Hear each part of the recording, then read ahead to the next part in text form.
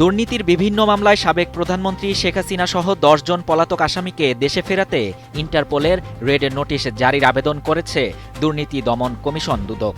বিষয়টি নিয়ে নতুন করে আলোচনায় এসেছে আন্তর্জাতিক সহযোগিতায় আসামি প্রত্যর্পণের কার্যকারিতা ও সীমাবদ্ধতা। দুদকের সহকারী পরিচালক তানজির আহমেদের দেয়া তথ্য অনুযায়ী ক্ষমতাচ্যুত প্রধানমন্ত্রী শেখ হাসিনা, তার ছেলে সজীব ওয়াজেদ জয় এবং মেয়ে সাইমা ওয়াজেদ পুতুলের বিরুদ্ধে দুর্নীতি মামলায় বিচার প্রক্রিয়ার অংশ নিতে ইন্টারপোলে রেড নোটিশ জারির আবেদন করা হয়েছে। একই তালিকায় রয়েছেন সাবেক ভূমিমন্ত্রী সাইফুজ্জামান জাবেদ, তার স্ত্রী রুকমিলা জামান, পাশাপাশি এস আলম গ্রুপের চেয়ারম্যান সাইফুল আলম এবং তার পরিবারের কয়েকজন সদস্য সহ মোট ১০ জন আসামি। দুদকের পক্ষ থেকে জানানো হয়েছে, বিদেশে অবস্থানরত এসব ব্যক্তির বিরুদ্ধে আইনি প্রক্রিয়ার অংশ হিসেবেই রেড নোটিশ জারির উদ্যোগ নেওয়া হয়েছে, যাতে আন্তর্জাতিক সহযোগিতার মাধ্যমে তাদের দেশে ফিরিয়ে আনা সম্ভব হয়।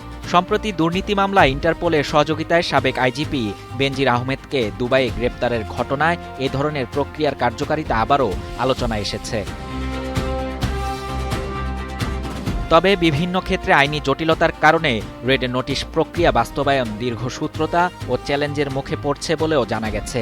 এর একটি উদাহরণ হিসেবে ব্রিটিশ এমপি টিউলিপ সিদ্দিকের বিরুদ্ধে রেড নোটিশ সংক্রান্ত প্রক্রিয়ার অগ্রগতিও উল্লেখ করা হচ্ছে।